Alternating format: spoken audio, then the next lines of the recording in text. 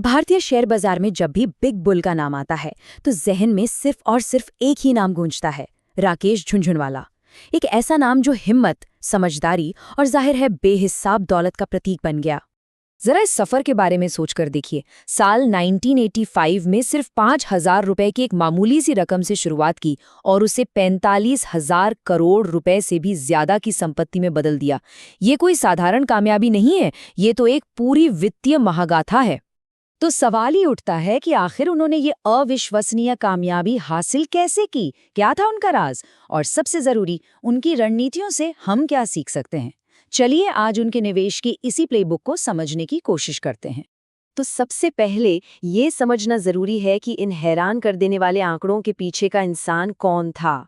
उनकी शुरुआत, जैसा कि हमने देखा, सिर्फ 5,000 रुपए से हुई थी, लेकिन पैसों से कहीं ज्यादा कीमती जो चीज उनके पास थी वो था खुद पर अटूट विश्वास और बाजार की भेड़चाल से अलग चलने का जबरदस्त साहस। झुनझुनवाला की सफलता का सबसे बड़ा राज और शायद सबसे दिलचस्प पहलू भी ये था कि वो अपने दिमाग का इस्तेमाल दो अलग अलग हिस्सों में करते थे। देखिए, उनका एक दिमाग एक इन्वेस्टर की तरह सोचता था जिसका सिर्फ एक लक्ष्य था, लंबी अवधि में दौलत बनाना, और वही उनका दूसरा दिमाग एक ट्रेडर का था जो छोटी अवधि के बाजार के उतार चढ़ाव से फायदा उठाता था। और सबसे जरूरी बात पता है क्या थी? वो इन दोनों को कभी मिलाते नहीं थे। निवेश के नियम अलग थे और ट्रेडिंग के नियम वो बिल्कुल अलग थे।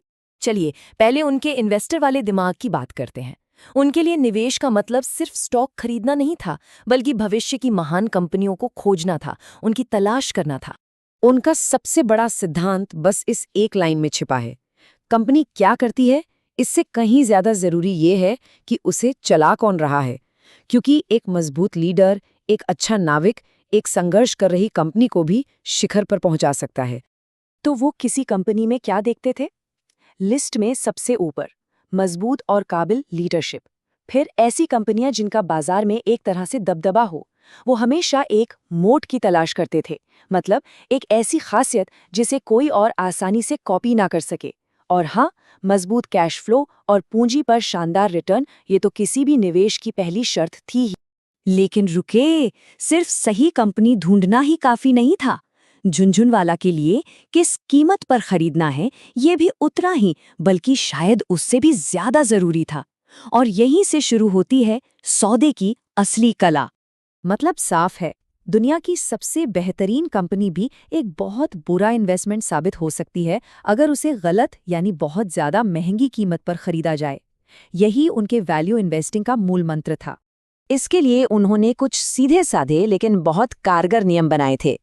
वो ऐसी कंपनियां पसंद करते थे जिन पर कर्ज कम हो।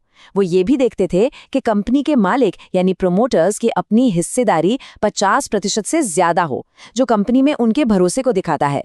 और आखिर में स्टॉक की कीमत इंडस्ट्री के औसत से ज्यादा महंगी ना हो। अब जरा उनके ट्रेडिंग वाले दिमाग की कमाल की बात सुनिए।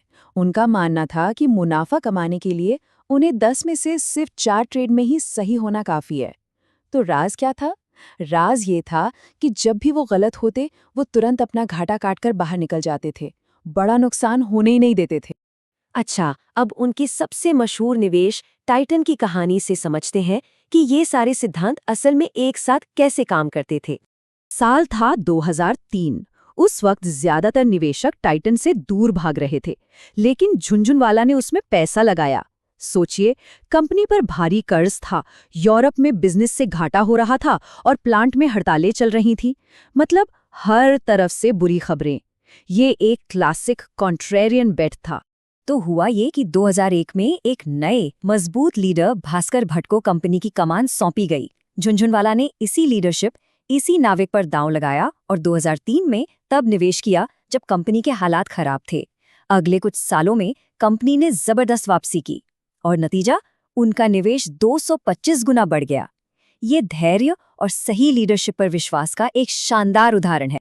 टाइटन की कहानी असल में उनकी पूरी निवेश रणनीति का सार है। एक बेहतरीन लीडरशिप वाली कंपनी को तब खरीदो जब वो मुश्किल में हो और सस्ते दाम पर मिल रही हो। तो इस पूरे प्लेबुक से सीखने वाली बड़ी बातें क्या हैं? बिग बुल का कोड क्या है? पहला, लीडरशिप ही सब कुछ है। दूसरा, क्वालिटी के साथ साथ सही कीमत भी उतनी ही जरूरी है। तीसरा, निवेश और ट्रेडिंग को कभी मिक्स न करें। चौथा, अपनी रिसर्च पर भरोसा करें, बाजार की अफवाहों पर नहीं। और सबसे जरूरी, कंपनी के मालिकों की ईमानदारी हमेशा परखें। आखिर में एक बात, झुनझुनवाला के सिद्धांत देखने सुनने में बहुत सीधे और सरल लगते हैं ना, लेकिन असली चुनौती इन सिद्धांतों को जानने में नहीं है, बल्कि बाजार के हर उतार चढ़ाव के बीच उन पर टिके रहने के अनुशासन में है। सोचने वाली बात है नहीं?